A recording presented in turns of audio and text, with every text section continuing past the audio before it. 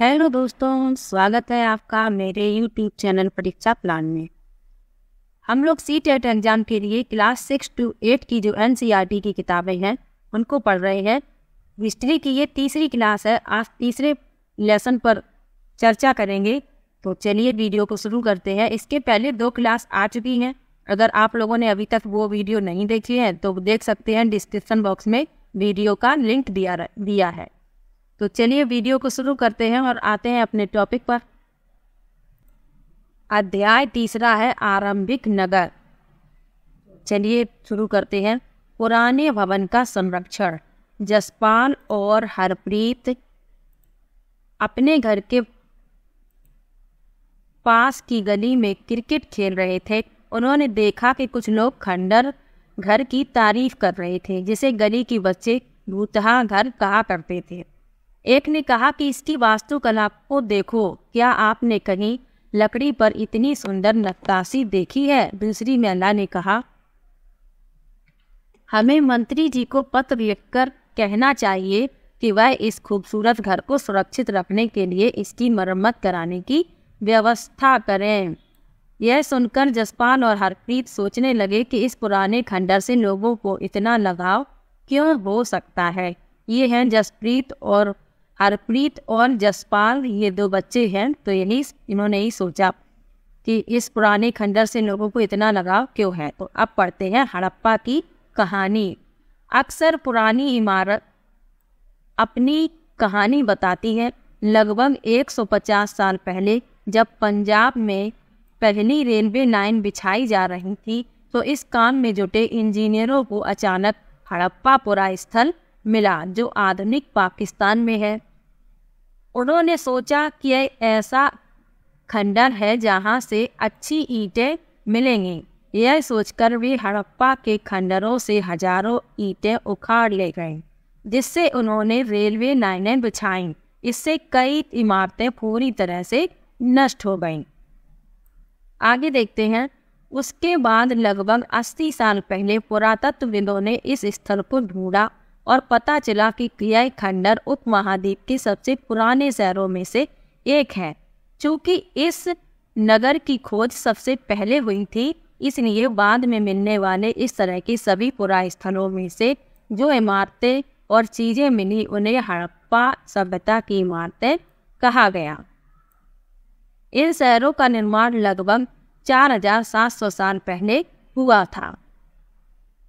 आगे देखते हैं। प्रायः पुरानी इमारतों को तोड़कर उनकी जगह नए भवन बनाए जाते हैं। क्या तुम्हें लगता है कि पुरानी इमारतों को सुरक्षित रखना चाहिए? आगे देखते हैं। अब इन नगरों की क्या विशेषता थी जो हड़प्पा में मिले थे।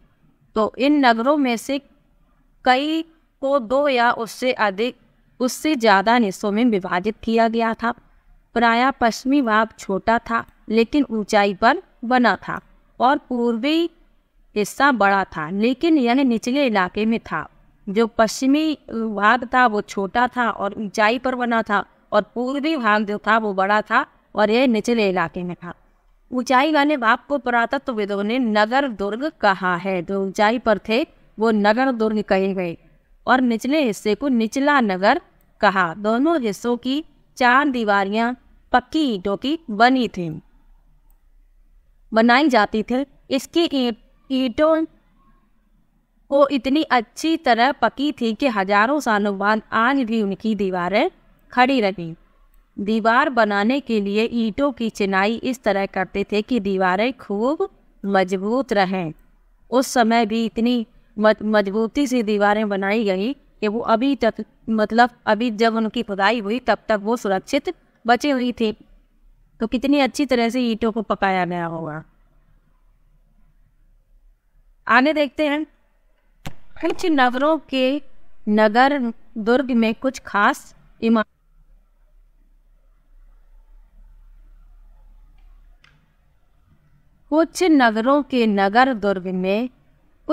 इमारतें बनाई गई थी। मिसाल के तौर पर मोहनजोदड़ो में खास तालाब बनाया गया था, जिसे पुरातत्वविदों ने महान स्नानागार कहा। इस तालाब को बनाने में ईंट और प्लास्टर का इस्तेमाल किया गया था। इसमें पानी का रिसाव रोकने के लिए प्लास्टर के ऊपर 4 कोल की परत चढ़ाई गई थी। तो उस समय भी इतना विकास हो चुका था कि जो प्लास्टर भी किया जाता था उसके ऊपर चारकोल की परत भी चढ़ाई गई थी कि पानी का रिसाव ना हो। इस सरोवर में 2 तरफ से उतरने के लिए सीढ़ियां बनाई गई थी और चारों ओर कमरे बनाए गए थे। इसमें भरने के लिए पानी कुएं से निकाला जाता था। उपयोग के बाद इसे खाली कर दिया जाता था। शायद यह विशिष्ट नागरिक विशेष अवसरों पर स्नान किया करते थे। ऐसा अनुमान लगाया गया कि यहाँ विशिष्ट नागरिक जो होते थे वो विशेष अवसरों पर यहाँ स्नान किया करते होंगे। आगे देखते हैं, कालीबंगा और लोथल जैसे अन्य नगरों में अग्निकुंड मिले हैं। याद रखिए अग्निकुंड कहाँ से मिले हैं, कालीबंगा और लोथल, जहाँ संभवतः यज्ञ किए जाते होंगे। तो ये जब अग्निकुंड मिले तो अनुमान लगाया गया कि यहाँ यज्ञ किए जाते होंगे, तभी ये अग्निकुंड बने हुए हैं। हड़प्पा, मोहनजोदड़ो और लोथल जैसे कुछ नगरों में बड़े बड़े भंडार गृह मिले हैं। तो इन सब जो मेन चीज़ें हैं इनको याद रखिए कि अग्निकुंड कहाँ से मिला है, विशाल स्नानागार कहाँ से मिला, एंड बड़े बड़े भंडार गृह कहाँ से मिले, तो ये सब याद रखनी है। सब कुछ इसी में लिखा होता है, इसी से प्रश्न बनते हैं। आगे देखते हैं, भवन और नाले। भवन, नाले और सड़कें। इन नगरों के घर आमतौर पर 1 या 2 मंजिल होते थे। ये स्नानागार है, देख लीजिए जैसा जैसा लिखा है वैसे ही यहाँ पानी भरा जाता था। यहाँ लिखा है महान स्नानागार, यहाँ बीच में पानी भरा जाता था। ये सीढ़ियाँ बनी हैं, इस तरह से बने थे ये। आगे देखते हैं, भवन, नाले और सड़कें। इन नगरों के घर आमतौर पर 1 या 2 मंजिल होते थे। घर के आंगन के चारों ओर कमरे बनाए जाते थे। अधिकांश घरों में एक अलग स्नान घर होता था और कुछ घरों में कुएं भी होते थे। कई नगरों में ढके हुए नाले थे। इन्हें सावधानी से सीधी लाइन में बनाया जाता था। हर नाली में हल्की ढलान होती थी ताकि पानी आसानी से बह सके। अक्सर घरों की नालियों को सड़कों की नालियों से जोड़ दिया जाता था, जो बाद में बड़े नालों में मिल जाती थी। नालों के ढके होने के कारण इनमें जगह जगह पर मेन होल बनाए गए थे, जिनके जरिए इनकी देखभाल और सफाई की जा सकती थी। जैसा आज भी बनाया जाता है, मेन होल बनाए जाते हैं, इनकी सफाई की जाती है, वैसे उस समय भी किया जाता था। घर, नाले और सड़कों का निर्माण योजनाबद्ध तरीके से एक साथ ही किया जाता था। आगे देखते हैं अब नगरीय जीवन के बारे में। ये ऊपर जो चित्र बना है ये सड़कें और नाले हैं जो इसमें लिखा है। देखिए सबसे ऊपर मोहनजोदड़ो की सड़क और उसमें बना नाला, ऊपर एक कुआं, बाई और हड़प्पा की एक मोहर, ये कुआं है और नीचे इसमें ये मोहरें बनी हैं। इससे पहले पढ़ लेते हैं नगरीय जीवन के बारे में। हड़प्पा के नगरों में बड़ी हलचल रहा करती होगी। यहाँ ऐसे लोग रहते थे जो नगर की खास इमारतें बनाने की योजना में जुटे रहते थे। ये संभवतः यहाँ के शासक थे और नगर की जो खास इमारतें हैं उनकी योजना बनाने में ये जुटे रहते थे। यह भी संभव है कि ये शासक लोगों को भेजकर दूर दूर से धातु, बहुमूल्य पत्थर और अन्य उपयोगी चीजें मंगवाते थे। शायद शासक लोग खूबसूरत मनकों और सोने चांदी से बने आभूषणों जैसी कीमती चीजें को अपने पास रखते होंगे। इन नगरों में लिपिक भी होते थे जो मोहरों पर तो लिखते ही थे और शायद अन्य चीज़ों पर भी लिखते होंगे जो बच नहीं पाएंगे। अब जो लिपिक थे वो मोहरों पर लिखते थे लेकिन अन्य चीज़ों पर भी लिखते थे, ऐसा अनुमान लगाया गया, लेकिन वो नष्ट हो गई, बच नहीं पाई। आगे देखते हैं। इसके अलावा नगरों में शिल्पकार स्त्री पुरुष भी रहते थे जो अपने घरों या किसी उद्योग स्थल पर तरह तरह की चीज़ें बनाते होंगे। लोग लंबी यात्राएं भी करते थे और वहां से उपयोगी वस्तुएं लाते थे और साथ ही लाते थे सुदूर देशों की किस्से, कहानियां। मिट्टी से बने कई खिलौने भी मिले हैं जिनसे बच्चे खेलते होंगे। तो इसमें मिट्टी के बने खिलौने भी मिले हैं जिनसे बच्चे खेलते होंगे, तो वो खिलौने भी पाए गए, वो नष्ट नहीं हुए हैं।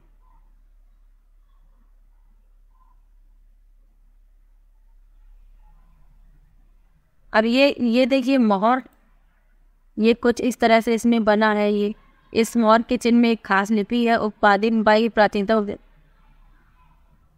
विद्वानों ने इसे पढ़ने की कोशिश की लेकिन यह अभी तक पता नहीं चल पाया कि इसका अर्थ क्या है।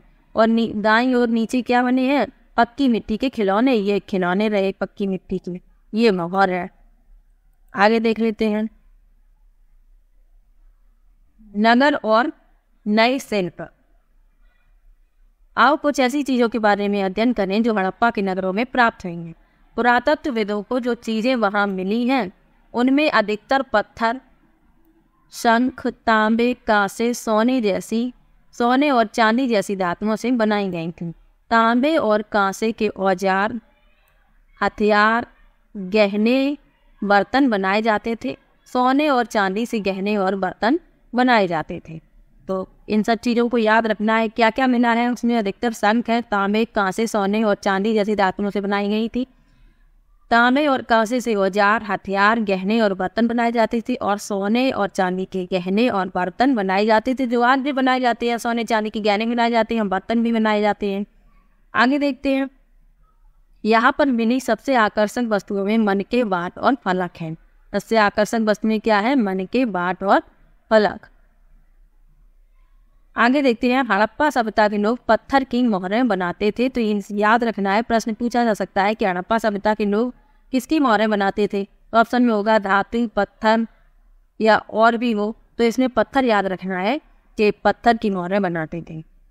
इन आयताकार मोहरों पर सामान्यतः जानवरों के चित्र मिलते हैं। हड़प्पा सभ्यता के लोग काले रंग से डिजाइन किए हुए खूबसूरत लाल मिट्टी के बर्तन बनाते थे। पृष्ठ 61 में 100 साल पहले मेहरगढ़ में कपास की खेती होती थी। मोहनजोदड़ो से कपड़े के टुकड़ों के अवशेष, चांदी के एक फूलदान के ढक्कन तथा कुछ अन्य तांबे की वस्तुओं से चिपके हुए मिले हैं। पक्की मिट्टी तथा पेंस से बनी तकलियां सूत कताई का संकेत देती हैं। आगे देखते हैं, इनमें अधिकांश वस्तुओं का निर्माण विशेषज्ञों ने किया था।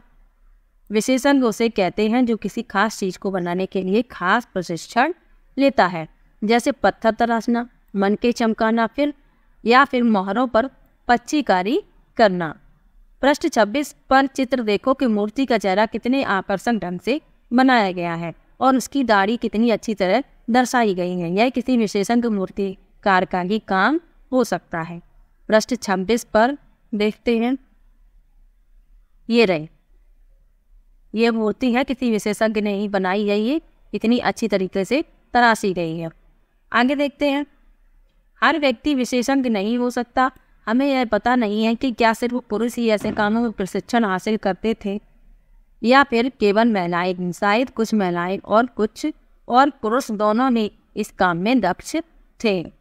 अब फैंस क्या होता है इसके बारे में जान लेते हैं। पत्थर और शंख प्राकृतिक तौर पर पाए जाते हैं, लेकिन फैंस को कृत्रिम रूप से तैयार किया जाता है। बालू या स्फटिक पत्थरों के चूर्ण को गोंद में मिलाकर उनसे वस्तुएं बनाई जाती थी। उसके बाद उन वस्तुओं पर चिकनी परत चढ़ाई जाती थी। इस चिकनी परत के रंग प्रायः नीले, हल्के या समुद्री हरे होते थे। फैंस से मनके, चूड़ियाँ, बाले और छोटे बर्तन बनाए जाते थे। आगे देखते हैं, कच्चे माल की खोज में। अब कच्चा माल जो है, कच्चा माल उन पदार्थों को कहते हैं जो प्राकृतिक रूप से मिलते हैं या फिर किसान या पशुपालक उनका उत्पादन करते हैं, जैसे लकड़ी या धातुओं से अयस्क प्राकृतिक रूप से उपलब्ध कच्चे माल हैं। इनसे फिर कई तरह की चीज़ें बनाई जाती हैं। मिसाल के तौर पर किसानों द्वारा पैदा किए गए कपास को कच्चा माल कहते हैं। अब कपास पैदा होता है खेतों में, कच्चा माल है वो। जिसके बाद कताई बुनाई करके कपड़ा तैयार किया जाता है। अब उसकी कताई की जाती है, धागा बनाया जाता है, धागे से कपड़े बुने जाते हैं। हड़प्पा में लोगों को कई चीज़ें वहीं मिलती थी, लेकिन तांबा, लोहा, सोना, चांदी और बहुमूल्य पत्थरों जैसे पदार्थों का वे दूर दूर से आयात करते थे। यानी तांबा, लोहा, सोना, चांदी और जो बहुमूल्य पत्थर थे वे दूर दूर से ले आया करते थे। आगे देखते हैं, हड़प्पा के लोग तांबे का आयात संभवतः आज के राजस्थान से करते थे। यहाँ पर आज राजस्थान है, वहां से आयात किया जाता था तांबे का। आगे देखते हैं, यहाँ तक कि पश्चिम एशियाई देश ओमान से भी तांबे का आयात किया जाता था। कांसा बनाने के लिए तांबे के साथ मिलाई जाने वाली धातु टिन का आयात आधुनिक ईरान और अफगानिस्तान से किया जाता था। अब ये प्रश्न कई बार पूछा गया है कि कांसा जो है वो कौन कौन सी धातुओं को मिलाकर बनता है, या कांसा किसकी मिश्र धातु है। ये प्रश्न कई बार सीटेट में पूछा गया है। तो देखो इसी में लिखा है तांबा और टिन, याद रखिए।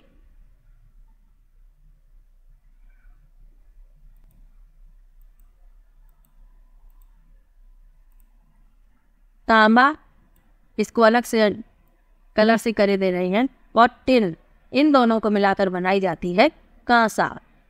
आगे देखते हैं सोने का आयात आधुनिक कर्नाटक और बहुमूल्य पत्थर का आयात गुजरात, ईरान और अफगानिस्तान से किया जाता था। आगे देखते हैं नगरों में रहने वाले लोगों के लिए भोजन। अब लोग रहते थे तो भोजन भी करते थे, लेकिन भोजन कैसा करते थे अब देखते हैं। लोग नगरों के अलावा गांव में भी रहते थे, गांव में भी रहते थे। वे अनाज उगाते थे। जो ग्रामीण लोग थे वो अनाज उगाते थे और जानवर पालते थे। किसान और चरवाहे ही शहरों में रहने वाले शासकों, लेखकों और दस्तकारों को खाने के सामान देते थे। जैसे आज भी किसान खेतों में अनाज उगाते हैं और शहर तक ले आते हैं, ऐसे ही पहले था। जो नगर में रहते थे लोग वो गांव से जुड़े थे, गांव में ही जो कृषक थे वो अनाजों को उगाते थे और शहर की ओर ले आते थे। पौधों के अवशेषों से पता चलता है कि हड़प्पा के लोग गेहूं, जौ, दालें, मटर, धान, तिल और सरसों उगाते थे। याद रखिएगा ये बात। कौन कौन से अनाज उगाते थे? गेहूं, जौ, दालें, मटर, धान और तिल और सरसों। जमीन की जुताई के लिए हल का प्रयोग एक नई बात थी। हड़प्पा काल के हल तो बच नहीं पाए क्योंकि वे प्रायः लकड़ी से बनाए जाते थे, लेकिन हल के आकार के खिलौने मिले हैं। जो हल थे वो तो मिले नहीं, लेकिन जो बच्चों के खिलौने हैं हल के आकार के वो मिले हैं। इस क्षेत्र में बारिश कम होती थी, इसलिए सिंचाई के लिए लोगों ने कुछ तरीके अपनाए होंगे। संभवतः पानी का संचय किया जाता होगा और जरूरत पड़ने पर उससे फसलों की सिंचाई की जाती होगी। हड़प्पा के लोग गाय, भैंस, भेड़ और बकरियां पालते थे। बस्तियों के आसपास तालाब और चारागाह होते थे, लेकिन सूखे महीनों में मवेशियों के झुंडों को चारा पानी की तलाश में दूर दूर तक ले जाया जाता था। वह शिकार भी करते थे। आगे देखते हैं गुजरात में हड़प्पा कालीन नगर का सूक्ष्म निरीक्षण। तो कच्छ के इलाके में खदिर बेट के किनारे धोलावीरा नगर बसा था। वहाँ साफ पानी मिलता था और जमीन उपजाऊ थी। जहाँ हड़प्पा सभ्यता के कई नगर 2 भागों में विभक्त थे, वहीं धौलावीरा नगर 3 भागों में बांटा गया था। इसको याद रखना है, धौलावीरा नगर को 3 भागों में बांटा गया था। इसके हर हिस्से के चारों ओर पत्थर की ऊंची ऊंची दीवारें बनाई गई थी। इसके अंदर जाने के लिए बड़े बड़े प्रवेश द्वार थे। इस नगर में एक खुला मैदान भी था जहाँ सार्वजनिक कार्यक्रम आयोजित किए जाते थे। यहाँ मिले कुछ अवशेषों में हड़प्पा लिपि के बड़े बड़े अक्षरों को पत्थरों में खुदा पाया गया है। इन अभिलेखों को संभवतः लकड़ी में जड़ा गया था। यह एक अनोखा अवशेष है क्योंकि आम तौर पर हड़प्पा के लेख मोहर जैसी छोटी वस्तुओं पर पाई जाती हैं। आगे देखते हैं गुजरात की खंबात की खाड़ी में मिलने वाली साबरमती की एक उपनदी के किनारे बसा लोथल नगर ऐसे स्थान पर बसा है जहां कीमती पत्थर जैसा कच्चा माल आसानी से मिल जाता था। कौन सा नगर है? लोथल। यह पत्थरों, शंखों और धातुओं से बनाई गई चीजों का महत्वपूर्ण केंद्र था। इस नगर में एक भंडार गृह भी था। इस भंडार गृह से कई मोहरें, मुद्रांकन मोहर या मोहरबंदी गीली मिट्टी पर दबाने से बनी उनकी छाप मिले हैं। अब ये जो इसमें चित्र में बना है, यहाँ लिखा है कि यह लोथल का बंदरगाह है। यह बड़ा तालाब लोथल का बंदरगाह रहा होगा। यहाँ जहाँ समुद्र के रास्ते आने वाली नावें रुकती होंगी, संभवतः यहाँ पर माल उतारा चलाया जाता होगा। अनुमान लगाया गया है ये। आगे देखते हैं, यहाँ पर एक इमारत मिली है जहाँ संभवतः मनके बनाने का काम होता था। पत्थर के टुकड़े, अधबने मनके बनाने वाले उपकरण और तैयार मनके भी यहाँ मिले हैं। मुद्रा मोहर और मुद्रांकन या मोहरबंदी ये किसे कहते हैं, इसके बारे में भी जान लीजिए। मोहरा का प्रयोग सामान से भरे उन डिब्बों या थैलों को चिन्हित करने के लिए किया जाता होगा जिन्हें एक जगह से दूसरी जगह भेजा जाता था। थैले को बंद करके उनके मुहाने पर गीली मिट्टी पोत कर उन पर मोहर लगाई जाती थी। मोहर की छाप को मोहरबंदी कहते हैं। अगर यह छाप टूटी हुई नहीं होती थी तो यह साबित होता था कि सामान के साथ छेड़छाड़ नहीं हुई। बताओ कितने होशियार थे उस समय के लोग। आगे देखते हैं सभ्यता के अंत का रहस्य। अब सभ्यता का अंत कैसे हुआ ये भी जान लीजिए। लगभग 3900 साल पहले एक बड़ा बदलाव देखने को मिलता है। अचानक लोगों ने इन नगरों को छोड़ दिया, लेकिन मोहर और बाटों का प्रयोग बंद हो गया। दूर दूर से कच्चे माल का आयात काफ़ी कम हो गया। मोहनजोदड़ो में सड़कों पर कचरे के ढेर बनने लगे। जल निकास प्रणाली सब नष्ट हो गई और सड़कों पर झुग्गी नुमा घर बनाए जाने लगे। यह सब क्यों हुआ कुछ पता नहीं। कुछ विद्वानों का कहना है कि नदियां सूख गई थी, अन्य का कहना है कि जंगलों का विनाश हो गया था। इसका कारण ये हो सकता है कि ईंटें पकाने के लिए ईंधन की जरूरत पड़ती थी। इसके अलावा मवेशियों के बड़े बड़े झुंडों से चारागाह और घास वाले मैदान समाप्त हो गए होंगे। कुछ इलाकों में बाढ़ आ गई, लेकिन इन कारणों से यह स्पष्ट नहीं हो पाता कि सभी नगरों का अंत कैसे हो गया, क्योंकि बाढ़ और नदियों के सूखने का असर कुछ इलाकों में हुआ होगा। ऐसा लगता है कि शासकों का नियंत्रण समाप्त हो गया। जो भी हुआ वो परिवर्तन का असर बिल्कुल साफ दिखाई देता है। आधुनिक पाकिस्तान के सिंध और पंजाब की बस्तियां उजड़ गई थी। कई लोग पूर्व और दक्षिण के इलाकों में नई और छोटी बस्तियों में जाकर बस गए। इसके लगभग 1400 साल बाद नगरों का विकास हुआ। इनके बारे में तुम अध्याय 5 और 8 में पढ़ोगे। तो आज का टॉपिक यहीं पर समाप्त होता है। वीडियो कैसा लगा कमेंट बॉक्स में जरूर बताइएगा। वीडियो को लाइक और चैनल को सब्सक्राइब करना मत भूलिएगा। मिलते हैं एक और नई वीडियो के साथ, तब तक के लिए बाय बाय।